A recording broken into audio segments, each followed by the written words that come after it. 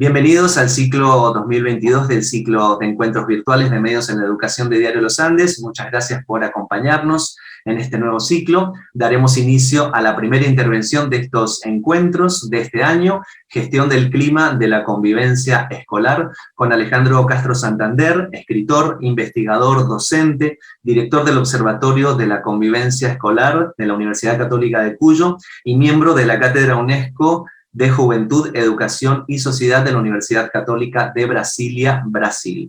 Tenemos el chat abierto para que ustedes manifiesten sus inquietudes mientras se desarrolla la intervención de Alejandro. Él ya está acá, nos está esperando para comenzar, así que una vez que él haga su intervención, vamos a abrir un espacio de diálogo para poder hablar de este tema tan vigente y tan incluido y a la vez excluido de las instituciones educativas. Alejandro, buenas tardes, estás por ahí, muchas gracias por estar acá con nosotros.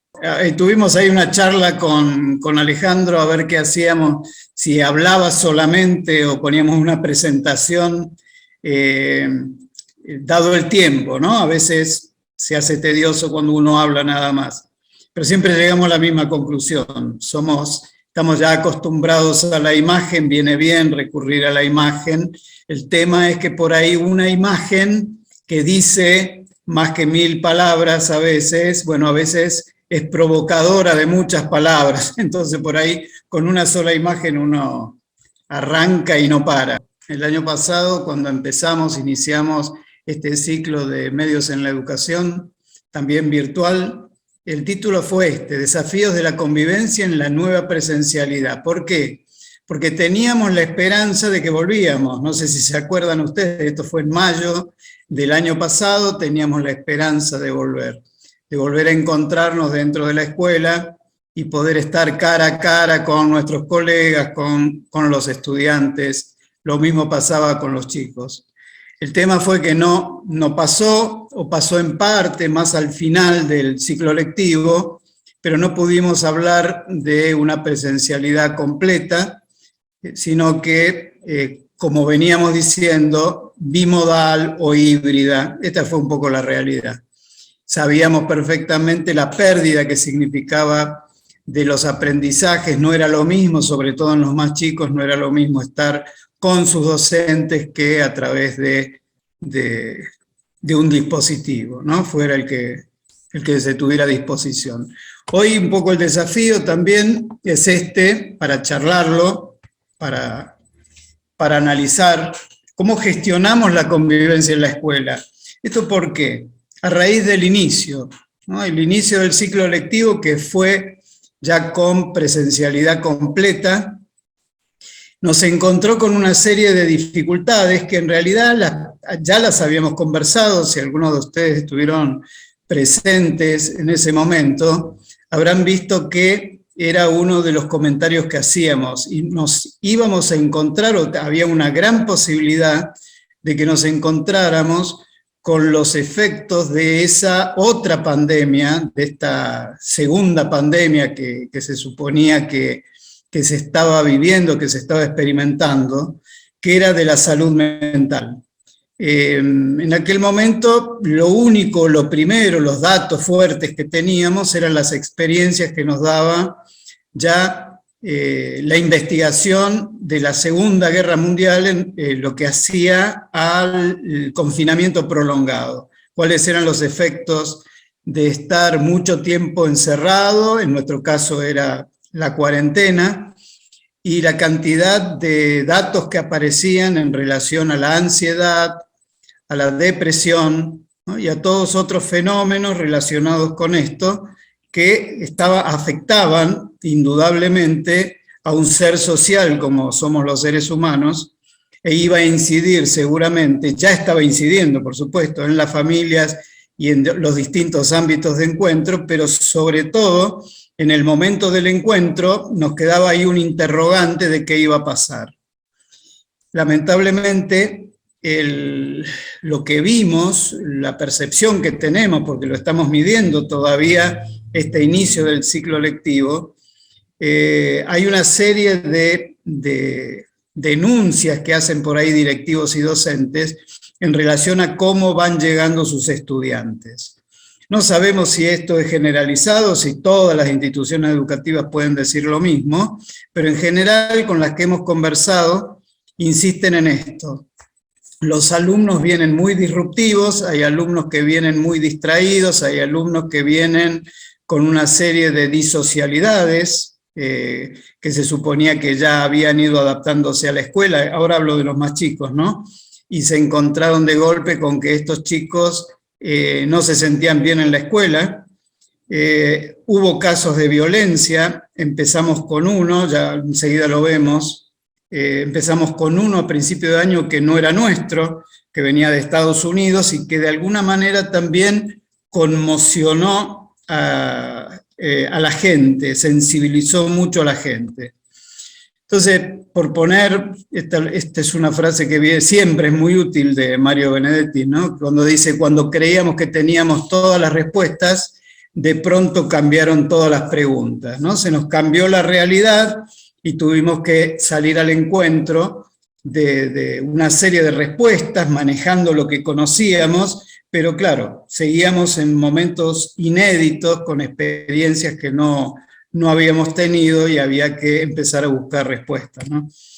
¿Cuáles eran las preguntas, no? Bueno, lo primero fue esto. Yo les cuento con qué me encontré yo, igual que otros colegas de la región y de otros observatorios.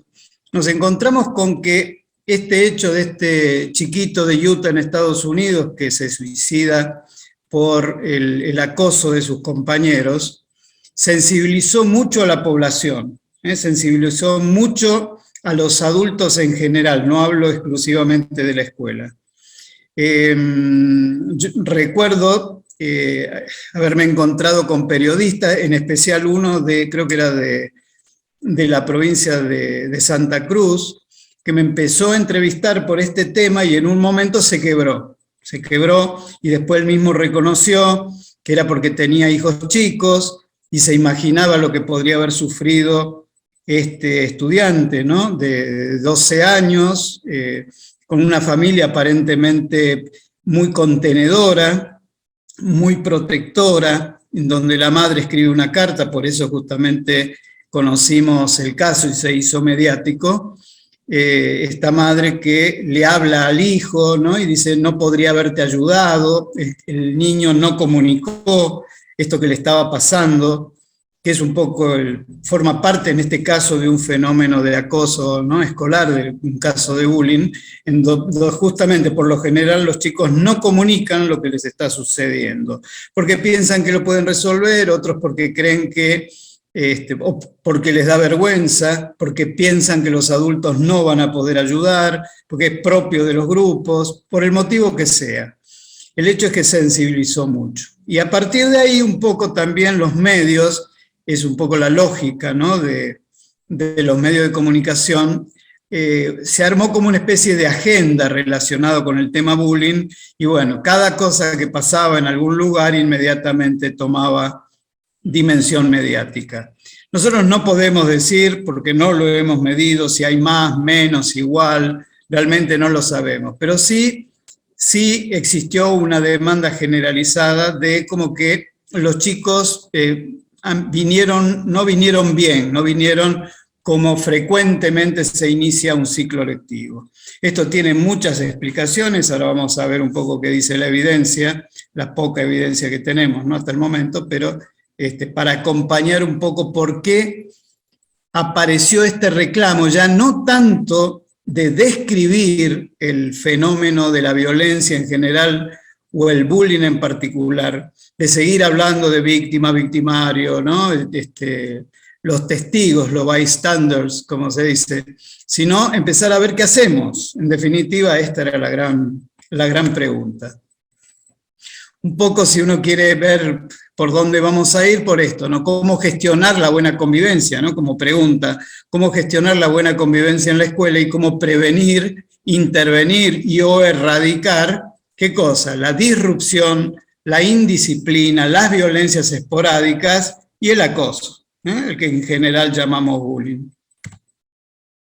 Vuelvo a esta imagen que me la han visto muchas veces, me parece que es muy representativa de cuál es el problema que tenemos. No nos ponemos de acuerdo.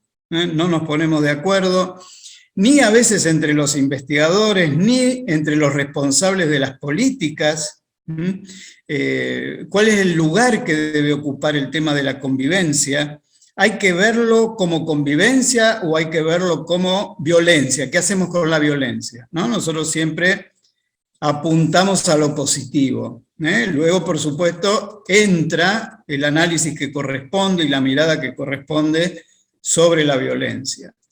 Pero el tema es que no hay acuerdos con respecto a esto. En general no es un tema que se lo considera como importante, y ya vamos a ver que queremos terminar con una especie cómo debería organizarse una institución educativa para poder sufrir menos y cada vez ir más encauzada a trabajar en un ámbito de bienestar para que se pueda dar como corresponde el hecho educativo. Esto lo pongo con cierta ironía, ¿no? En el fondo que hay humo, y pongo esta frase, que también es una frase muy vieja, que dice: cuando no se sabe dónde ir, cualquier camino te lleva. Entonces empiezan a aparecer lo que nosotros llamamos por lo general, y cada vez uno se siente diciéndolo más, esto de parches. Cuando se empiezan a poner parches o se empieza a hacer retoques cosméticos a un sistema educativo que en realidad lo que necesita son cambios profundos. Otros, no necesariamente acá en Argentina, ¿no? Esto lo hemos visto en otros lugares también, algunos temas muy ruidosos terminan siendo alentados para que actúen como distractores y no se vea el cambio real que hay que hacer. Vuelvo a esto, ¿no? Que son cambios de raíz, no en los detalles. Entonces, esto es un poco el desafío que tenemos hoy, empezar a reconocer qué es lo importante, qué es lo profundo que hay que cambiar, y cuáles son esos otros distractores que también aparecen como importantes, pero son como consecuencia de otras cosas que no estamos haciendo o estamos haciendo mal. Entonces seguimos con las preguntas, ¿no? Bueno, ahí aparece esto de la convivencia. Recordad que cuando hablamos de convivencia, sobre todo para aquellos que les gusta hablar de violencia nada más, la convivencia, siempre hablando en positivo, por eso estamos obligados a hablar de buena convivencia, porque la convivencia también puede ser mala, estar con otros también puede ser en una mala relación, ¿no? Tenemos que hablar de aquello que la boicotea esa buena convivencia. ¿Y qué sería? La disrupción, la indisciplina, las violencias esporádicas y el acoso, el hostigamiento, como lo quieran llamar, o el nombre técnico que debemos respetar, por más que uno le quiera dar dimensión más castellana, ¿no? Más española, que es el bullying. Pero en la investigación, cuando uno presenta un informe, está obligado a hablar de bullying. La disrupción, porque es un tema muy frecuente, sobre todo en los más chicos, tiene que ver con interrumpir. Acá no estamos hablando de violencia, no necesariamente estamos hablando de indisciplina. ¿Por qué? Porque vamos a entender la indisciplina como la transgresión a la norma. Pues estas normas, en este caso de disciplina o de convivencia, se transgreden, se comete un hecho de indisciplina. Entonces la disrupción generalmente tiene que ver con los más chicos, ¿no? Que interrumpen en cualquier momento, o también en algunos casos podemos encontrar con casos de hiperactividad, que no pueden estarse quietos, ¿no? Que tienen hormigas en el trasero y que, bueno, están permanentemente moviéndose, saliendo, entrando. Luego tenemos ahí cuando aparece el término violencia, hablamos o hacemos referencia a violencia esporádica, que es muy frecuente, sin embargo, no llega al hostigamiento todavía. La violencia esporádica a veces puede tener gran magnitud, puede haber hasta heridos en algún momento, pero fue el hecho de una sola vez. Y en el caso del acoso, del abuso, hostigamiento, bullying, como lo queramos llamar, ahí estamos llegando a algo y insistimos, no es nuestro tema ahora, pero insistimos que es un emergente de todo lo que está antes, el tema de la disrupción, la indisciplina, la violencia esporádica, los conflictos, cuando no se resuelven de manera adecuada, termina desembocando en situaciones de acoso. ¿Por qué? Porque no resolví lo que más se daba, no hay una intervención oportuna o eficiente o competente, y la sensación que tienen los estudiantes es como que hay cosas que se pueden hacer, y si se pueden hacer también se pueden repetir. Esta es un poco la idea que manejamos en general los que trabajamos con estos temas de hostigamiento y ciberacoso y etc. Trabajamos o intentamos todo esto una con un constructo, ¿no?, que lo llamamos en general de clima social escolar o clima de convivencia. Esta es una percepción que se tiene en relación a cómo me siento, cómo son mis vínculos, cómo me siento tratado, me siento parte o no de un establecimiento, de un lugar, de un ámbito, ¿no?, en este caso de aprendizaje, donde somos muchos y necesitamos estar bien. ¿Qué es lo que dicen las evidencias? Las últimas, ¿no?, las que vamos recibiendo. UNICEF en el 2021, ¿qué decía? El 13%, estoy pegando un salto acá y estoy mostrando con las realidades que nos encontramos, porque hay temas que superan lo que puede llegar a ser un directivo o un docente, o lo que puede llegar a marcar o limitar una normativa de la convivencia. Miren esto, el 13% entre los 10 y 19 años padecen algún trastorno mental, y un 50% de los casos comenzaron antes de los 18 años. Perdón, ahí no se ve, creo que dice, porque lo tengo tapado, creo que dice de los 14 años. ¿Esto por qué lo estoy diciendo? Porque en general estamos acostumbrados a trabajar, y lo digo entre comillas, por supuesto, ¿no?, con la normalidad. Pero también sabemos que tenemos una serie de estudiantes que por unas distintas cuestiones que tienen que ver con todo un currículum familiar, por aprendizajes a nivel familia y barrio, etcétera, contextos culturales con determinadas características, esos chicos son también estudiantes nuestros y están en la escuela. Y lo mismo sucede con casos que tienen que ver con salud mental. O sea, delito y casos de salud mental también forman parte de nuestra realidad. Afortunadamente no son cifras muy importantes, pero fíjense lo que dice, ¿no?, que hay un 13% que sufre algún trastorno mental, y la mitad de esos chicos ya a los 14 años empiezan a mostrar síntomas. La pregunta es, ¿qué puede hacer la escuela? La escuela puede hacer poco y nada, no es su ámbito. Necesita por eso generalmente de otros para que puedan ayudar, colaborar.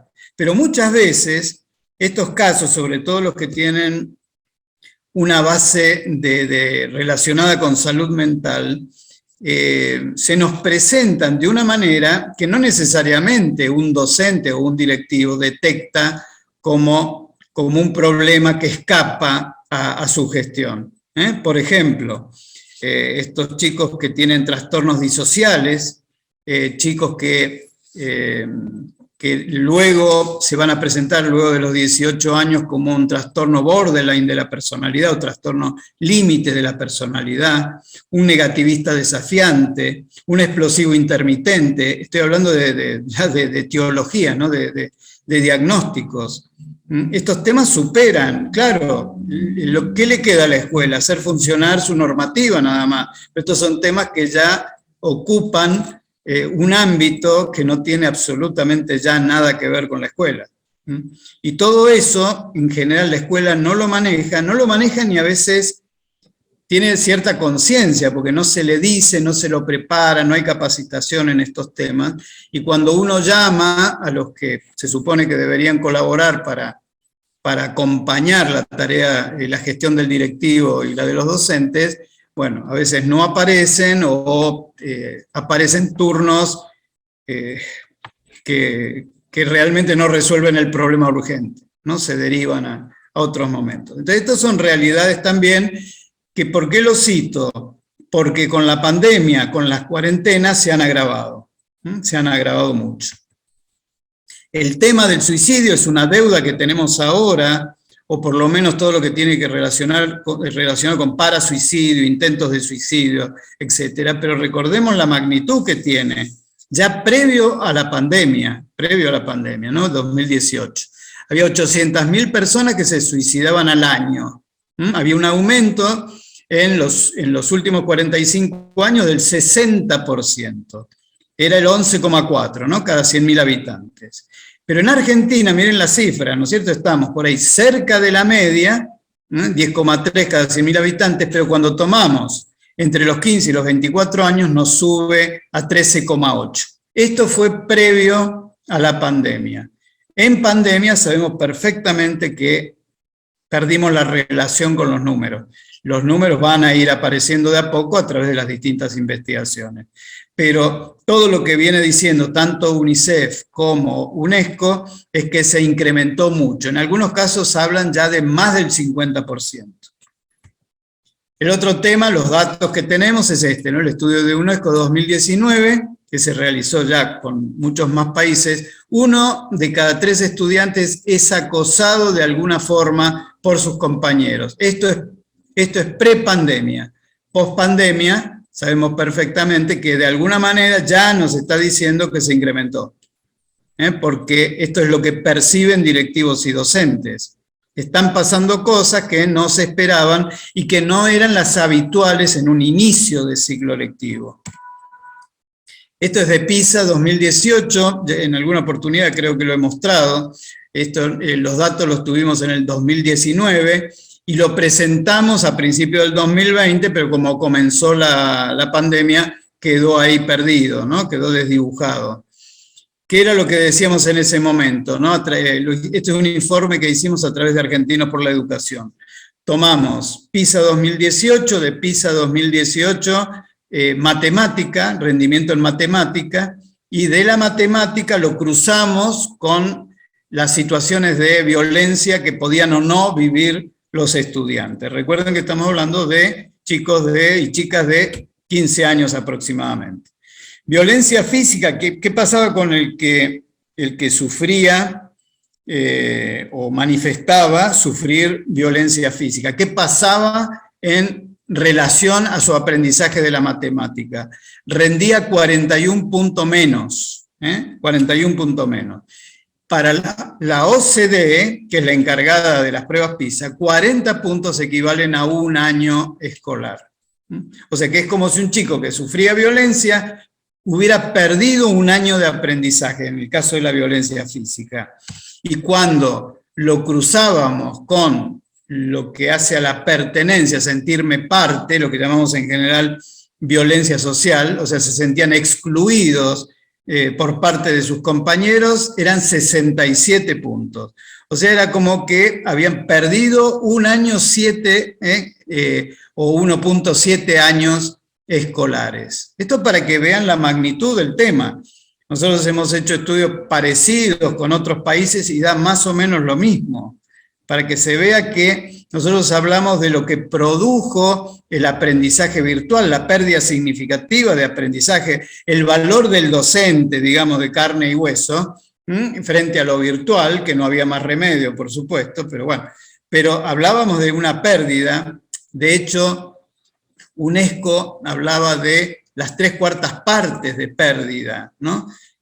Sin embargo, cuando vemos el efecto de la violencia, bueno, no está muy lejos de lo que sucedió en la virtualidad.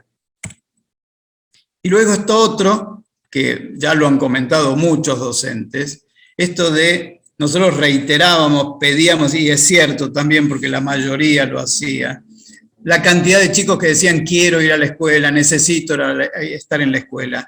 Y nosotros decíamos no todos quieren ir a la escuela, no todos quieren volver a la escuela. ¿Por qué? Porque no solamente por el recuerdo de cómo fueron tratados años anteriores, cuando se encontraban con determinado tipo de compañeros, sino también porque algunos fueron acosados durante la pandemia a través de las redes sociales, sobre todo de las redes sociales. Entonces estos chicos no querían volver, no tenían estaban cómodos, digámoslo. Y si quieren que agreguemos algo, había muchos docentes que también estaban cómodos, quedarse un poco en casa. Y no lo digo por la comodidad de no tener que viajar o tener que levantarse y vestirse en vez de poder estar, ¿no?, como uno quisiera, sino también porque no había buenas relaciones también, o no había buen clima institucional. Hay muchas instituciones que han manifestado maltrato. Maltrato, lo que en general llamamos, y lo hemos charlado, lo hemos conversado en alguna oportunidad, lo que en general llamamos como acoso laboral, hostigamiento laboral o mobbing.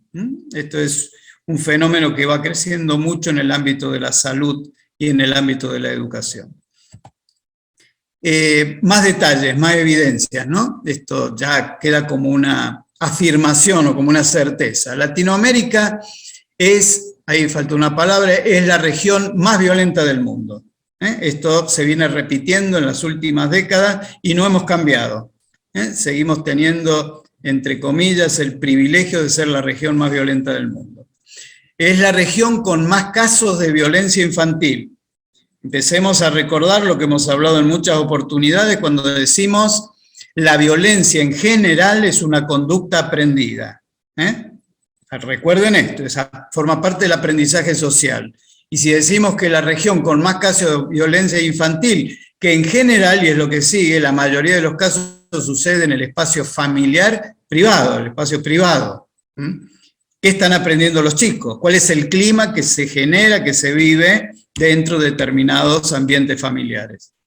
Y la otra, que ya es una afirmación de UNICEF del año pasado, la violencia intrafamiliar aumentó en un 142% durante las cuarentenas por pandemia. Así que cuando a uno le preguntan, y esta es una constante, fue desde principios de año, ¿no? ¿Por qué le parece a usted que los chicos vinieron más disruptivos, más violentos, ¿no?, etcétera, etcétera? Y bueno, a ver, empecemos a analizar en dónde estuvieron, qué vivenciaron, qué vivieron, qué experimentaron, ¿no? Sobre todo los más chicos, acá estamos hablando sobre todo de los más chicos, pero todos, esto es una vivencia de todos. Sobre todo se reitera, se repite, esto lo decíamos en esta nota que bajó previo a esta charla, que bajó el diario Los Andes, en medios en la educación, que bajó con el título de esta charla, ¿no? Que era gestionar la convivencia en las instituciones educativas, y la otra parte era cuando los protocolos no bastan. Cuando los protocolos no bastan, y ustedes se habrán dado cuenta que eso tenía una intención irónica, que ahora también vamos a explicar. Bueno, y el otro tema, esto es para hablar de el síndrome de burnout, ¿no? El síndrome del quemado de muchos docentes. Yo lo he visto en el ámbito de la salud también, pero lo he visto también en muchos colegas, directivos y docentes, ¿no? Que realmente fue un estrés prolongado el que se ha vivido, ¿no?, en estos, digamos, 2 últimos años, pero también el regreso en donde hubo que ir cambiando. Afortunadamente, a fines del año pasado ya fuimos reencontrándonos con los estudiantes y con la rutina, pero en general es muy, muy característico ver la manera de pensar, de expresarse, los cambios de ánimo de los docentes. Uno inmediatamente se daba cuenta cuando aparecía este síndrome del quemado, ¿no?, que tiene que ver con un estrés importante que hace sentir frustración muchas veces, ¿no?, que uno siente que hasta que es maltratado aumenta, ¿no? Es como está hipersensibilizado a todo lo que sucede. Les recuerdo, ¿no?, por ahí no hace falta, ¿no?, pero les recuerdo cómo nace este síndrome de burnout en la investigación.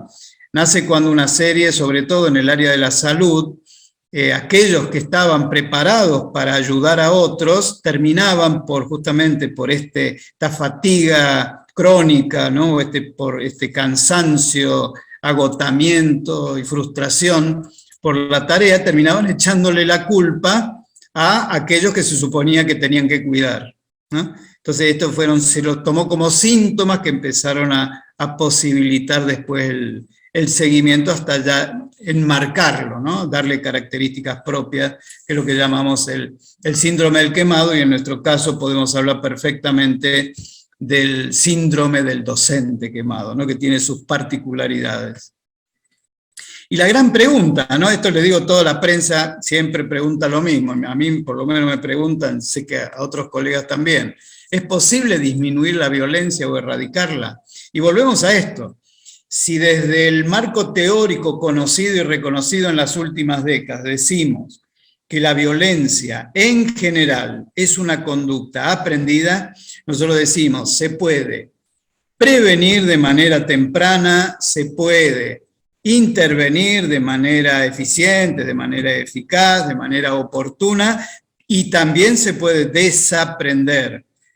Por supuesto que siempre es mucho más rápido, económico, más posible la prevención temprana, porque después implica una serie de acciones que son muy complejas. No quiere decir que no se puedan, por supuesto que se pueden, pero no es sencillo. No es sencillo revertir todo un aprendizaje que ya termina siendo muchas veces o forma parte de una cultura que puede ser institucional, puede ser familiar o personal. Es algo que termina formando parte de mis formas de ser y de mis formas de actuar. Esto aprovecho y hago la publicidad, ¿no? Del último libro, este es un libro que apareció a principio de año, y que por ahí me preguntaba hace unos meses un periodista, ¿no? Si no era como demasiado, ¿no? Decir, esto de rediseñar la humanidad, ¿no? Como que era demasiado. Yo decía, bueno, pero es un desafío. ¿Por qué? Porque justamente lo que estamos buscando es ver qué es lo que produce la violencia en los últimos miles de años, qué es lo que ha ido haciendo que se vaya, diríamos casi hasta incrementando y perfeccionando la violencia. Ha cambiado, en realidad lo que ha ido cambiando es de forma nada más. Bueno, pero ¿y cómo éramos? ¿No? La gran pregunta siempre fue ¿cómo éramos? O sea, el ser humano en realidad lo que se decía y hasta se aceptaba era o había heredado toda esta genética criminal, ¿no? Porque era así, ¿no? Estamos hablando de nuestros antecesores, si hablamos de sapiens, también los sapiens primitivos, pero yendo más atrás, Neandertal, preneandertal y todos los otros humanos, entre comillas, no sapiens, que existieron, se los tomaba como brutos, se los tomaba como asesinos, ¿no? de su propia especie y de otras especies. Más, hasta se consideraba que en el caso de Sapiens como que había exterminado a su inmediato, ¿no? Genéticamente el inmediato, que eran neandertales. Y la realidad demostró que no era así, no es cierto.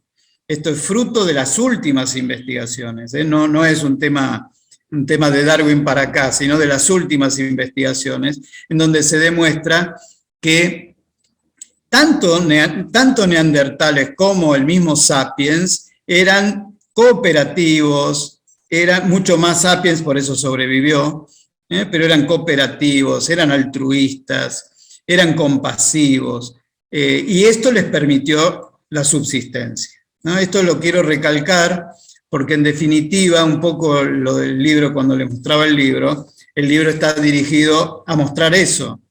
A qué naturalmente estamos llamados a ser y en qué nos hemos convertido. O sea, naturalmente, hasta genéticamente si quieren, tenemos características que llevan a la cooperación y que muchos de los estudios, si alguno, no sé, tuvo la oportunidad de ver este bestseller de Yuval Noah Harari, que escribe Sapiens, cuando escribe Sapiens, él dice, o sea, éramos varios humanos, ¿por qué sobrevivió? De todos estos humanos sobrevivió Sapiens. Y la conclusión a la que llega, él es una historiadora, la conclusión que llega es que sobrevivió porque fue capaz de cooperar, fue capaz de junto a otros hacer cosas, a enfrentar las dificultades. Entonces la pregunta era esta, o sea, ¿qué fue lo que hizo desarrollar el cerebro de Sapiens, por ejemplo, ¿no? De los antecesores de Sapiens y de Sapiens. O sea, ¿fue el cambio de hábitat? ¿Fue la alimentación? No, fue su cerebro social. Y esto hay que tener, ya es evidencia científica, ya no estamos en el área de la especulación. Fuimos capaces de cooperar. Pero claro, apareció esto, ¿no? Esta otra idea para explicar por qué aparecían ancianos que sobrevivían, murieron ancianos, sin embargo tenían dolencias, fracturas, o le faltaban todos los dientes. ¿Cómo hicieron para sobrevivir en un ámbito tan hostil?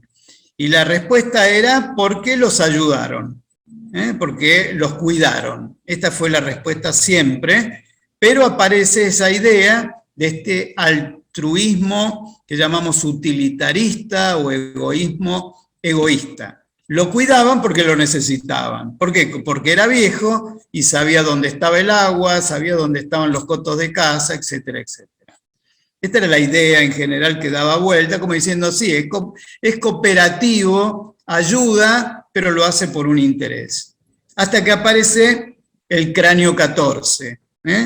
El cráneo 14 en la Sierra de Atapuerca, en España, en donde escarbando se encuentra esta pre-neandertal que tenía, cuando fueron armando a través de los pequeños residuos de fósil que encontraron, terminan armando el cráneo y encuentran con que el cráneo tenía deformidades, tenía muchas deformidades.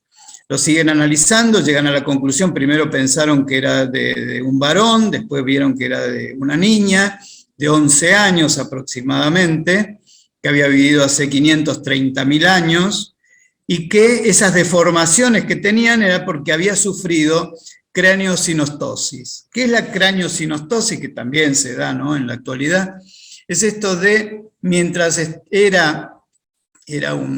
iba desarrollando dentro del útero de la madre, se habían solidificado los huesos de su cabeza. Ustedes saben que ya hasta cuando nacen, ¿no?, los niños y las niñas se mueve todavía, ¿no? Todo el lugar donde deben estar unidos todavía se mueve. ¿Por qué? Justamente por el crecimiento que tiene muy rápido el cerebro, ¿no? Las distintas conexiones que se van armando, sobre todo los primeros 3 años de vida. El asunto es que, claro, llegaron a la conclusión que esta niñita había sufrido ya desde el nacimiento, sin embargo se la había cuidado. O sea, y de hecho había muerto por la cantidad de problemas, por supuesto, con las que había nacido, por sus dificultades cerebrales, ¿no?, motrices y desde el punto de vista cognitivo, pero llegó a vivir 11 años. ¿Cómo llegó a vivir ese tiempo? Porque la cuidaron.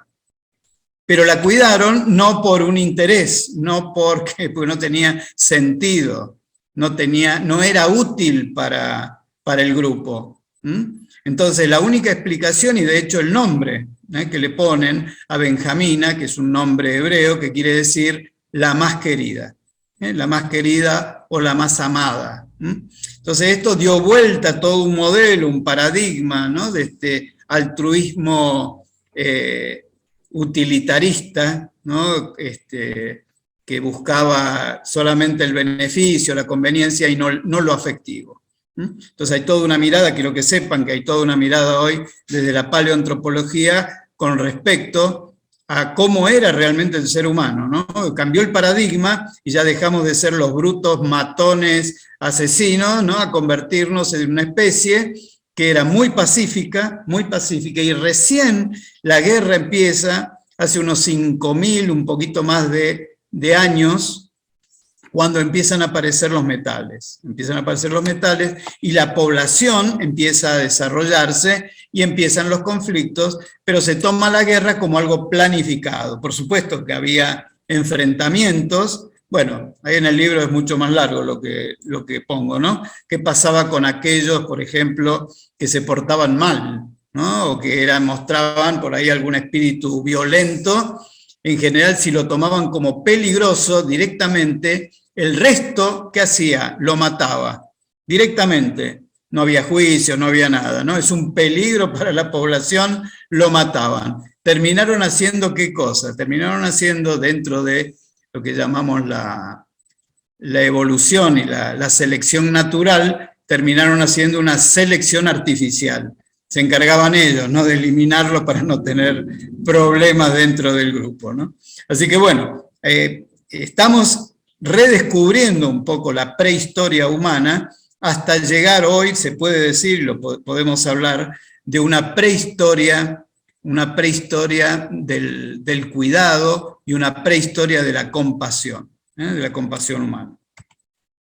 Esto es un poco como somos, uno lo ve mucho en los niños, hay imágenes que son realmente hermosas y conductas que son hermosas, ¿no?, de ver los niños cómo, y luego también cómo influye la cultura, lo que los rodea, la casa, el barrio, y a veces hasta la misma escuela, cuando no se vive en climas de orden, de respeto, ¿no?, de afecto. Ahí les muestro algo que a mí me impactó mucho, por ahí algunos lo conocen porque realmente es muy significativo. Miren este niño que tiene que romper una piñata.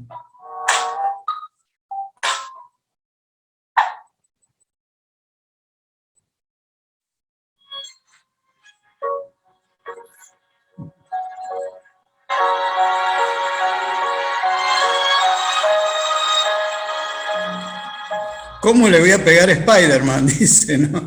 ¿Cómo voy a romper la piñata? Y sorprendió a todos porque lo que tenía que hacer era romperlo para poder comer los caramelos o lo que hubiera dentro, ¿no? Entonces, esta es un poco la verdad, ¿no? Cómo somos, y es lo que tenemos que recuperar. ¿Cómo transformamos todo eso? A través de la educación, no hay otra forma.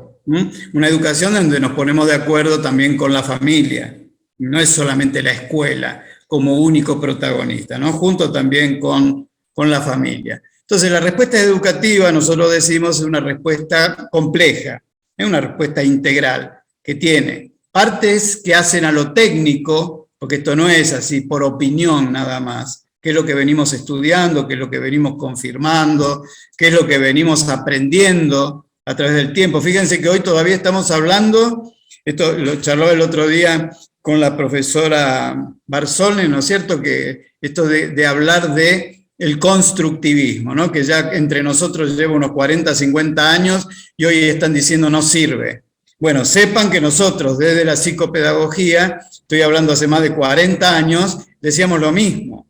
O sea, a ver, hay cosas dentro de la psicogénesis que no, de lo que plantea Piaget, que no funcionan, no es por ahí por donde hay que ir. Y sin embargo, la mayoría de los gobiernos, y a veces también la formación que se le ha dado a los docentes, sí, seguía yendo por ahí. Bueno, ahora, la profesora Barzone ahora por lo menos tiene una voz más fuerte, por más que hace mucho tiempo que lo viene planteando, y bueno, se le está escuchando un poquito más. ¿Habrá reacción? No sé. Lo mismo pasa con el currículum. O sea, nosotros hoy estamos hablando de que vamos a tener más tiempo. Acá empezamos de nuevo con lo cosmético, ¿no? Tenemos 190 días, armamos ya de entrada, la ley dice 190, ya de entrada armamos en general los calendarios escolares con menos días. Si ustedes lo miran, hay menos días. Ahora le vamos a agregar, de la media hora que teníamos de más, le vamos a agregar otra media hora. ¿Para qué? Para lengua y matemática. A ver, ¿qué es lo que está diciendo hoy? Bueno, a ver, no quiero entrar en polémicas, ¿no? Hoy están diciendo que quieren agregarle, además de todo lo que ya tenemos y de los proyectos de ley que están ahí guardando, haciendo cola, esperando meterse adentro de la escuela, lo último que acabo de leer es educación financiera y educación emocional. Bueno, y yo les digo, ¿a dónde lo ponemos? Si estamos diciendo que ese tiempo de más que se va a poner es para lengua y matemática. ¿Qué es lo que dice Singapur? Si queremos aprender, como nos gusta, mirar para otro lado, bueno, ¿qué es lo que dice Singapur en relación al currículum? Dice, menos es más. ¿Quieren que los chicos salgan aprendiendo? Dejen de estar llenándolo de cosas, denle realmente lo importante, lo necesario, y después de a poco, no se preocupen que van a ir aprendiendo otras cosas, pero todo eso que es fundamental, tienen que saberlo muy bien. O sea, no lo llenen con detalles. Este es el lema, menos es más que tiene Singapur. Entonces, nosotros tenemos que repensar nuestro sistema para dejar de llenarlo de humo, de llenarlo de detalles. Tenemos que realmente pensar un buen proyecto educativo, nacional, provincial, y que le ayude a las escuelas como si fuera un mínimo normativo para que puedan armar su propio proyecto educativo institucional. Esta es la idea. Y nosotros le agregamos algo más, la ética, que sean atravesados por la conducta ética. Porque no nos sirve de nada estar preparando personas, seres humanos, para que luego estén en la sociedad como ciudadanos, pero como malos ciudadanos, como estafadores, sin ser honrados. Esta parte, lo ético, es lo que a nosotros nos está faltando, y les aseguro que la mayoría de los responsables de políticas públicas no tienen la menor idea cómo hacer para meter toda la dimensión moral, la dimensión ética dentro de la educación. Esto es así. Entonces, muy rápido, porque seguro, Ale, vos me dirás, me parece que estoy mal con los tiempos. Esto es un poco una mirada muy general de por dónde, si una institución educativa, una escuela quiere ordenar un poco y se anima a tener un proyecto integral de convivencia, no esperar que venga de arriba, sino tenerlo, hasta les diría, en defensa propia, ¿no? Para poder ordenar todo lo que viene de afuera. Primero tiene que haber una intervención universal, o sea, tengo que pensar estrategias que muchas escuelas ya las tienen, lo que pasa es que las tienen por ahí sueltas y no la han ordenado de manera que tenga un solo sentido, ¿no? Que apunte a esto que hablamos que es la buena convivencia, ¿no? Entonces, una intervención universal, estrategias de apoyo para todos los estudiantes. Lo que hagamos que todos los estudiantes lo conozcan tiene que ver con la construcción de normas, tiene que ver con algunas cosas que se plantean en mensajes que se dan todos los días a todos los estudiantes en relación al respeto, la responsabilidad, el tipo de convivencia, ¿no?, que se lleva, el orden, o sea, tantos valores, ¿no?, que andan dando vuelta por ahí y que muchas instituciones los recalcan. Bueno, que forme parte de este proyecto educativo. Luego hay intervenciones que son de grupos más chicos, que son los estudiantes en riesgo, que siempre andan entre el 10 y el 20%, que voy a tener otro tipo de intervenciones. Pero luego arriba están estos, ¿no?, que son las intervenciones muy particulares cuando hay ya riesgo, cuando hay víctimas, victimarios, testigos, etcétera, que es donde aparecen los protocolos. Miren a dónde aparece, tarde, cuando ya prácticamente hay daño y hay miedo. Entonces aparece el protocolo para decirme por dónde tengo que ir. Usted me va a decir, bueno, pero no me saque los protocolos. Por supuesto, a ver, los protocolos son necesarios, pero son la última parte de un proceso, donde yo antes tengo que tratar de evitar que las situaciones de conflicto, de indisciplina y de violencia me sigan escalando, hasta llegar luego a las situaciones que conocemos tan difíciles de acoso. Entonces, esto es lo que nos está faltando, estamos llegando tarde, en definitiva. Pensemos, tengo un hijo, una hija, o tengo en mi caso una nieta que quiero que vaya a una escuela. A mí no me sirve que venga la directora y me diga, mira, Alejandro, descubrimos quiénes son los que vienen hostigando a tu nieta hace 5 meses, 6 meses, 1 año, 2 años. A mí no me sirve. A mí me encantaría saber que la institución donde va cada uno de nuestros hijos, nuestros nietos, tiene un programa integral que viene trabajando todos estos aspectos que hacen a la buena conducta, que hacen a habilidades socioafectivas en general. ¿Para qué? Para que de a poquito, desde el nivel inicial para arriba, estos chicos cuando llegan a la pubertad y a la adolescencia, no tengan que estar sufriendo los niveles de violencia y de acoso que hoy estamos viendo. Entonces no necesito solamente que llegar a la luz roja. Esta es un poco la idea. ¿Qué funciona? Esto es muy rápido, miren, una síntesis recontra apretada. Conocer los procesos de todos, ¿no? De los chicos, de los educadores, de los directivos, de la familia y de la comunidad. Si vamos a hablar de una comunidad educativa, tenemos que saber qué le pasa a todos, cómo se sienten todos. Y respetar cada una de los comentarios o de las cosas que van apareciendo y darles valor. ¿Mm? Hasta ahora estamos mirando solamente cuando los chicos se portan mal o hacen algo que no nos gusta, ¿eh? Y ahí inmediatamente sanción. No, la vida de las comunidades educativas es mucho más amplia, mucho más compleja. Trabajar no solamente con aquellos que son víctimas y victimarios, sino también con todos los grupos y con los testigos. Vuelvo a esto, ¿no? Lo que llamamos los bystanders, que son los que necesitamos, a esos testigos, que son la mayoría, los necesitamos como defensores, que intervengan, no que sean espectadores. Es muy importante esto, ¿eh?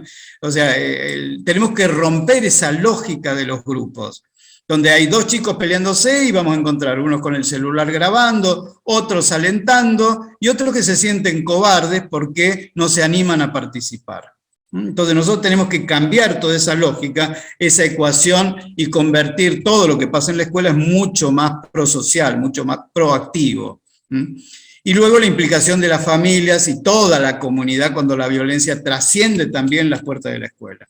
Nosotros no le estamos dando el lugar a la familia que corresponde, y en parte uno dice cierto, o sea, uno le abre las puertas a la familia y después no sabe cómo sacársela de encima, porque se mete en donde no se tiene que meter. Bueno, a ver, ¿quién armó los roles? ¿Quién armó los roles y las funciones, las actividades, que hasta dónde puede llegar los padres o los tutores o quien sea en una escuela? Todo esto se habla, todo esto se trabaja. Porque si no, claro, abro las puertas y después me quejo. No, a ver, tiene que tener sentido, se tiene que trabajar como corresponde. Acá les pongo 2 programas nada más, pero hay cientos de programas. El programa 0 de Noruega, miren cómo trabaja. Estos son los programas exitosos, ¿no? Descubriendo el bullying, esto en el caso de bullying, como extremo. Pero ojo, acuérdense siempre de esto. Muchos programas hablan de bullying, pero trabajan todo lo que está abajo. Lo ponen allá arriba el bullying como el emergente al que hay que tratar de combatir y al que tratar en lo posible de no llegar. Descubriendo el bullying, en base a diagnósticos, deteniendo el bullying, ¿qué hacemos? Prevención, esto es lo que le decía, integral, y luego sostenerlo en el tiempo. No solamente lo hago 1 año, 2 años, después me olvido. Se lo sostiene en el tiempo, es perseverante.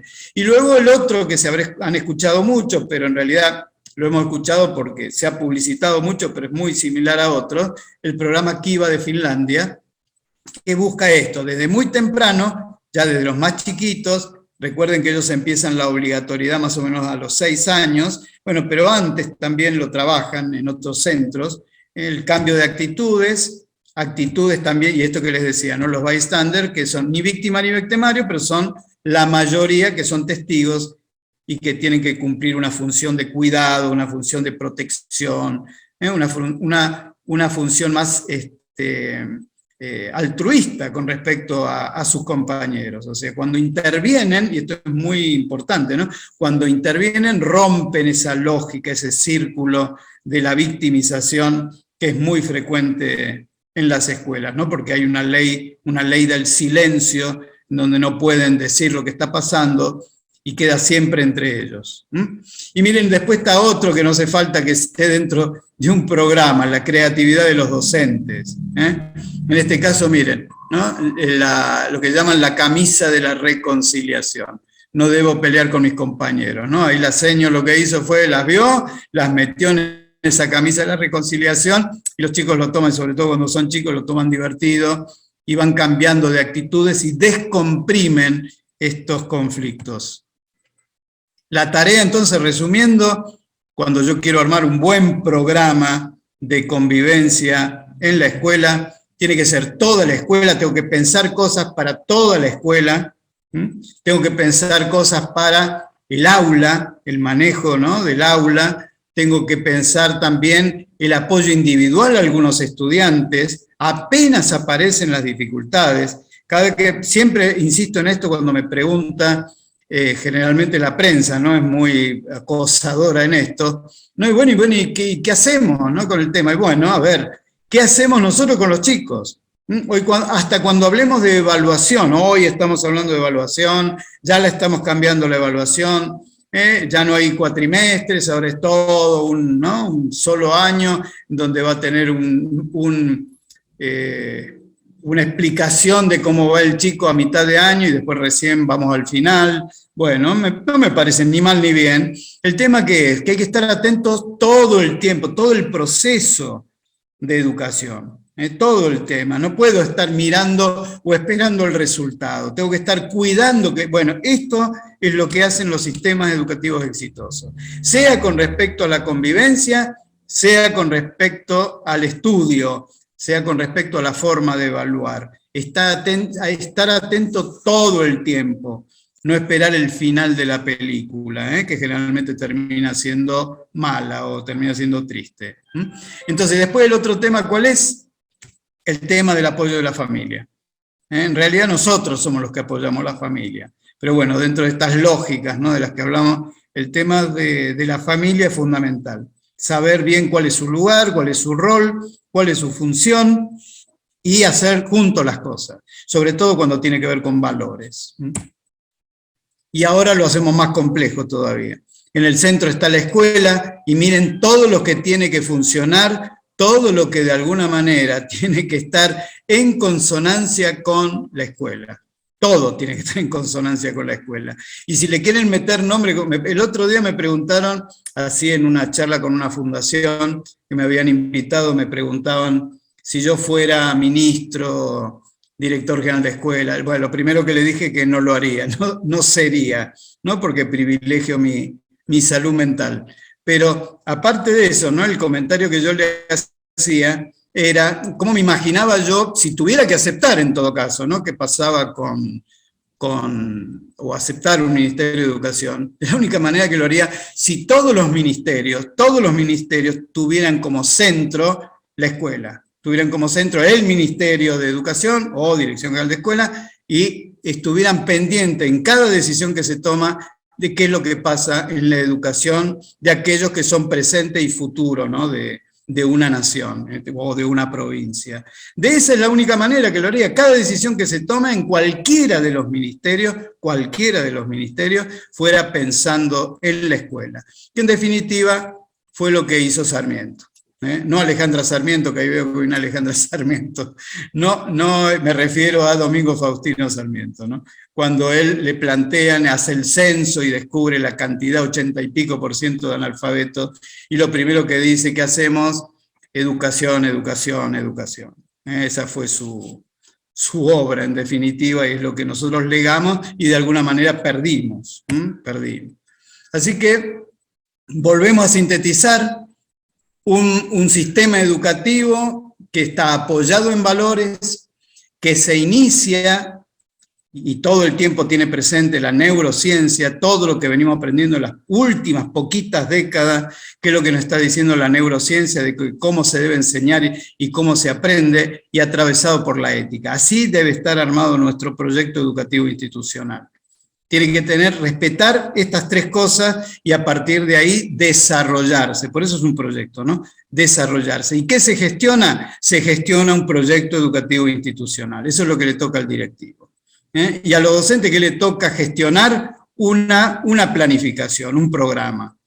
Esto en definitiva parece que fuera sencillo, sin embargo es mucho trabajo, pero rompe con un círculo de desorden, rompe con esto que estamos haciendo, donde parece, ¿no?, que venimos repitiendo desde el siglo XIX, con algunos detalles, algunos dicen más bondadosos, dicen no, bueno, no sea exagerado, del 40, del 50, bueno, a ver, pero es viejo, ¿no? Bueno, y con esto cierro para ver si nos queda un ratito de preguntas. Este es el modelo, ojalá. Miren, imagínense estos chicos, si fuéramos nosotros los adultos, por ahí hasta se conocen poco, ¿no?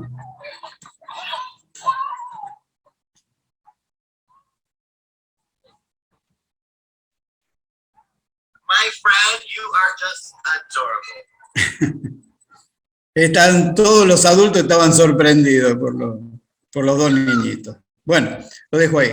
Muchas gracias, por supuesto, muy interesante lo que nos has acercado y con muchos aristas para poder ser analizado, ¿no? Mientras hablabas, tomé algunas ideas, te están viendo desde Misiones, te aviso, y acá tenemos entre nuestros asistentes de Misiones que también te están escuchando. Un saludo también para nuestros colegas que están viéndonos desde allá. He tomado 3 ideas importantes que nos trajeron Alejandra, Andrea y Beatriz, tratando digamos, unirlas. Andrea dice que opina que generalmente los estudiantes que sufren violencia, para los estudiantes que sufren violencia el rendimiento escolar es bajo, o se perciben cambios de conducta. Habla de un costo de gestionar el clima institucional, dice que hay docentes que colaboran, hay docentes que no, pero pasa siempre en todas las instituciones, ¿no? ¿Y qué plantea ella? Que le parece que tendría que ser todo este acuerdo de la convivencia antes del inicio del ciclo. Beatriz nos traía que viene de la escuela domiciliaria, que advierte un aumento de trastornos emocionales, entendemos que es pospandemia, y bueno, Alejandra nos planteaba si a partir de las estadísticas presentadas, cuáles son los indicadores a los cuales los docentes deberían prestar más atención. Un poco lo estuviste explicando con los distintos modelos que presentaste. Ella plantea un acompañamiento de docentes, proyectos sociales, desaprender las conductas negativas y un cambio sustancial del sistema. Alejandra nos acerca que para ella el sistema se contradice entre teoría y práctica, ¿no? Pero esto es histórico, ¿no? Viene, quizá en este último tiempo y pospandemia, no sé si pensás vos, Alejandro, pero se intensificaron estas contradicciones por ahí que aquí nos trae Alejandra. Son las distintas reflexiones que han... Oh, sí, totalmente válido, totalmente, forma parte del diagnóstico, ¿no? De este diagnóstico que no nos gusta. En definitiva, cuando uno analiza qué es lo que hemos hecho, a ver, cuando uno analiza todo lo que hemos aprendido, vayamos al extremo. No quiero tocar bullying, pero al final es lo que más me han hecho hablar en todo lo que va del año, ¿no? Pero tomémoslo como el ápice, ¿no es cierto?, allá arriba, donde está prácticamente, se escuchan todos los ruidos, ¿no? Dijimos que es mucho más que eso, ¿no? No es solo bullying, ¿no? Pero lo cierto es que no hemos hecho nada, hemos aprendido mucho. El bullying va a cumplir el año que viene, si uno toma una de las primeras definiciones de Olbeus, fue en 1973, va a cumplir 50 años. Entonces la gran pregunta es, ¿qué hicimos? ¿Qué hemos estado haciendo? La escuela no ha estado preparada para todo esto. Necesariamente, tampoco es necesario que vayamos viendo como que vamos siempre para peor. No. A ver, hay convulsiones sociales que hacen que se entre en una meseta, se mejore un poquito, luego se dispara de nuevo. ¿Por qué? Porque hay situaciones, sobre todo la familia influye mucho. Sobre todo influye para aquellos que están mucho tiempo con los medios de comunicación, influye en el clima social general, el clima familiar en particular, lo que dice la gente, voy al negocio, voy al supermercado, todo el mundo habla y eso ya crea eso es clima social general, y nosotros hoy estamos hablando también del clima social en particular de la misma escuela, ¿no? Entonces, cuando uno estudia cultura institucional, si a esa cultura institucional donde uno golpea y ya lo tratan mal, va a entrar y ya lo tratan mal, esto lo he vivido yo un montón de veces. Se lo he escuchado a supervisores, amigos, por ejemplo, que no sabían que era el supervisor y cómo lo recibieron. Después, claro, todas las otras visitas eran con una sonrisa de oreja a oreja, pero al principio él fue testigo de cuál era el clima de ese lugar, ¿no? Lo que se vive. Entonces, todo eso se confabula para que nos encontremos con estos niveles hoy, en general, no siempre, ¿no? Pero en general de violencia. Entonces, ¿qué es lo que decimos? Estemos atentos. ¿Qué mejor que así como somos capaces de hacer un proyecto educativo institucional, seamos capaces de atravesarlo con un programa de convivencia? ¿Por qué? Porque está en la base de los aprendizajes, eso es lo que hemos aprendido. Si estamos bien, nos sentimos bien, los docentes pueden enseñar y los chicos aprenden. Esta es la conclusión y ya las cifras que nos va dando. Tanto el informe PISA de la OCDE como el informe ERCE de UNESCO, como las pruebas a aprender a nivel nacional, todas que ya van tocando los factores asociados a calidad educativa y están metiendo el tema de convivencia, lo terminan, vamos a decirlo irónicamente, descubriendo, cuando hace rato que ya sabíamos que incidía y mucho en el rendimiento, en la permanencia de los chicos también, ¿eh?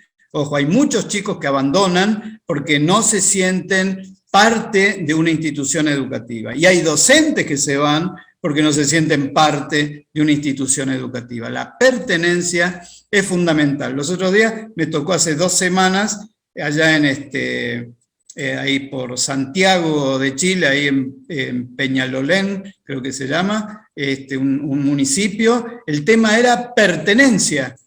Miren esto, pertenencia, qué cosas influían para que los chicos se sintieran parte o no y para que se quedaran en la escuela y continuaran.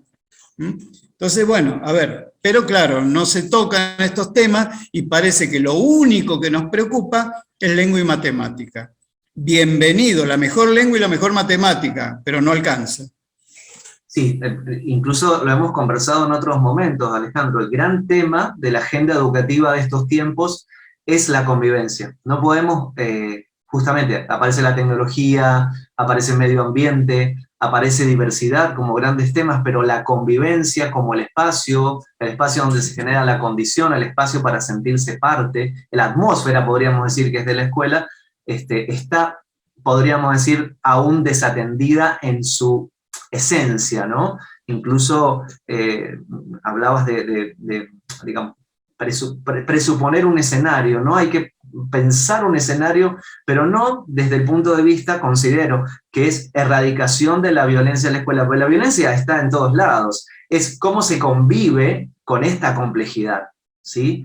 Porque a veces no se miran estas situaciones y después avanzan e irrumpen estrepitosamente en las instituciones. Sí, sí, sí.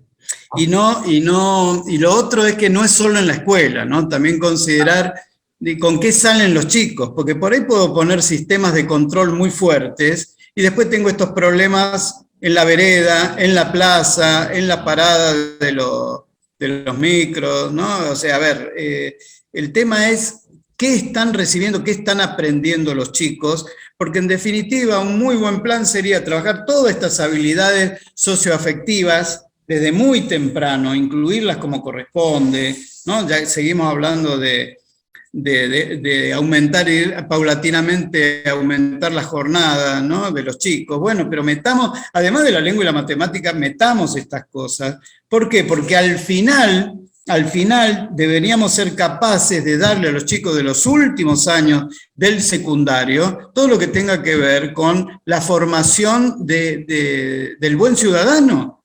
Y ya, ojo, y del ciberciudadano también. Que al final no puede ser que nos venimos quejando, se siguen incrementando las faltas, se siguen incrementando los niveles de violencia ya a nivel de redes sociales, a nivel de internet en general, etc. Estaba recordando a esa mujer que trató de meterse en internet ayudando a todo el mundo, ¿no? Siendo muy solidaria y terminó diciendo, me decían de todo, me insultaban, ¿no? O sea, se mostró solidaria frente a los demás que no conocía y terminó yéndose de las redes sociales por el maltrato. Todo lo que hoy es el metaverso, que empezó, recordarás, Ale, que hablábamos hace unos cuantos años atrás en estas charlas, hablábamos de Second Life, por ejemplo, ¿no? Que es un mundo virtual donde uno construye su avatar y convive con otros, ciberconvive, digamos, con otros. Bueno, ¿qué encontramos hoy en todo? Que se ha ido perfeccionando, de aquella vez que charlamos hasta ahora, se ha ido perfeccionando, y han proliferado, ¿no? los mundos virtuales, la cantidad de pornografía y de violencia, todo lo peor que tenemos en el mundo real está ahí con el gran problema de que la mayoría es anónimo, ¿no? Así que hace peores cosas que las que haría si supieran quién es, ¿no? y lo reconocieran. Entonces, bueno, estas son las cosas que tenemos que cambiar. ¿Por qué? Porque no estamos llamados a ser simios asesinos. Estamos llamados a todo lo contrario, ¿no? Como decía el hijo de Jacques Cousteau, decíamos, tenemos el privilegio de poder elegir no extinguirnos. Bueno, súper frase, Ale, súper frase para poder ir cerrando. Nuestro agradecimiento a todos quienes nos han acompañado para escucharte hoy. Y bueno, les recomiendo el libro del que él habló, ¿sí? Él habla de estas cosas, repensar la humanidad, rediseñar la humanidad era, ¿no? Rediseñar la humanidad. Editado por Bonum, así que, bueno, da para seguir conversando. Este año tenemos contemplado hablar sobre grooming y violencias en la red, que es otro gran tema, que también a veces se le carga a la escuela que tiene que hacer algo con eso, y bueno, es un escenario bastante complicado y complejo para trabajar, ¿sí? Así que bueno, Alejandro, muchísimas gracias una vez más por habernos acompañado en este inicio de ciclo. Excelente tu intervención, la van a poder ver en nuestro canal de YouTube ya mañana, quienes quieran verla o compartirla o acercársela a docentes que no hayan podido verla. Así que bueno, Alejandro, muchas gracias, y por supuesto te seguiremos invitando, porque sos realmente muy lúcido con todas las ideas que año tras año nos vas trayendo. Bueno, gracias, muchas gracias a ustedes.